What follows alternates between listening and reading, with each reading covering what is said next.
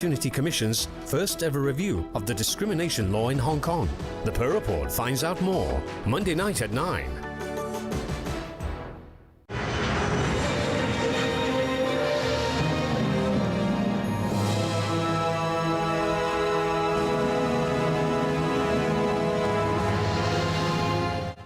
The time now is 7:45. The time check was brought to you by Seiko.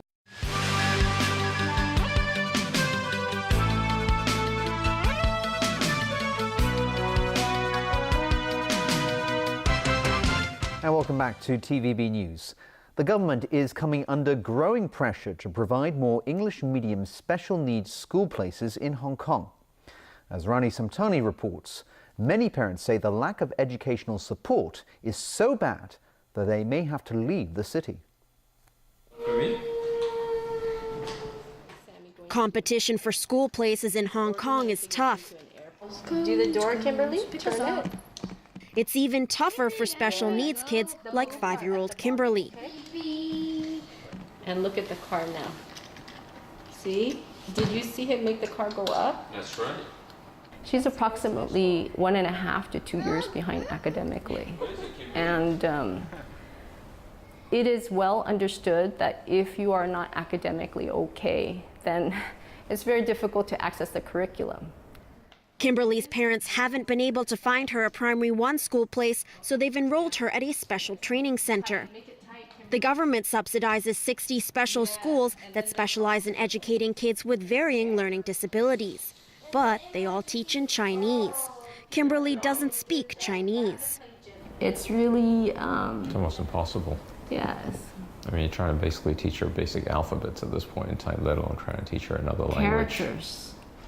International schools and the English Schools Foundation provide English medium support for special needs students, but the demand far exceeds the supply. According to ESF, the longest a child has waited for a place at its special school, the Jockey Club Sarah Rose School, is 9 years. There certainly is a waiting list and a long waiting list. And I'd love to see every parent make sure that their child has a place within a school so that their needs are being met.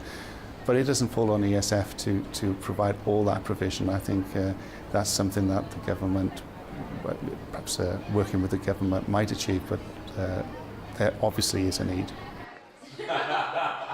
Kimberly's parents say they are running out of time and options. They submitted a petition to the Education Bureau signed by more than 2,000 parents calling for more special needs support. The options would be, one is homeschooling. You keep her at a training center, or you basically have to leave Hong Kong to find other resources at another place. Many, many parents in Hong Kong face the same issues. And we see the people around us all struggling, their own private struggles. So why not get together and be heard and do something about it? In response, the Education Bureau said it doesn't have any data or statistics on the waiting time at ESF or international schools. It said it hopes to complete a study on the demand for special needs services at international schools later this year. Rani Samtani, TVB News. To mark International Women's Day, a number of political parties urged the government to provide more childcare services. And Secretary for Labor and Welfare Matthew Cheung promised new measures to help. We are asking for more service providers. We need more space. We need more childcare centers. We need more school open to take care of primary school students, so women and working mothers can feel their child are safely taken care by school or by professionals, so they can take care of their child afterwards. We will increase the number of extended hours service places from the current 1,200 to 6,200, fourfold increase in the next few years, a substantial increase. And also we'll be encouraging private corporations to provide on-site childcare places for their own staff. Also at the same time, we will launch a pilot program to train grandparents in the latest technique in childcare. International Women's Day is a day for celebrating the contributions women make in society. While gender equality has improved over the years, there are certain industries in which women's roles are still underrepresented. Shoa Da Silva takes a look at one such industry here in Hong Kong. In 1937, San Francisco-born Chinese woman 22-year-old Esther Ng directed her first feature film in Hong Kong, National Heroine. Surprised by how little was known about director Esther Ng, documentary filmmaker and scholar Louisa Wei made a movie about the pioneer that screened around the world over the last 2 years. In general, Hong Kong films were not well documented, but Hong Kong film also has a very strong lineage or trajectory of women filmmakers since Esther Ng, and then there's always at least one major woman director in her time. And these women filmmakers achieved a lot, but most people didn't know this. The only woman filmmaker's name they could come up was An Hui. University of Hong Kong professor Gina Marchetti had the same realization in her research, that there was a huge gap in local history books about women filmmakers.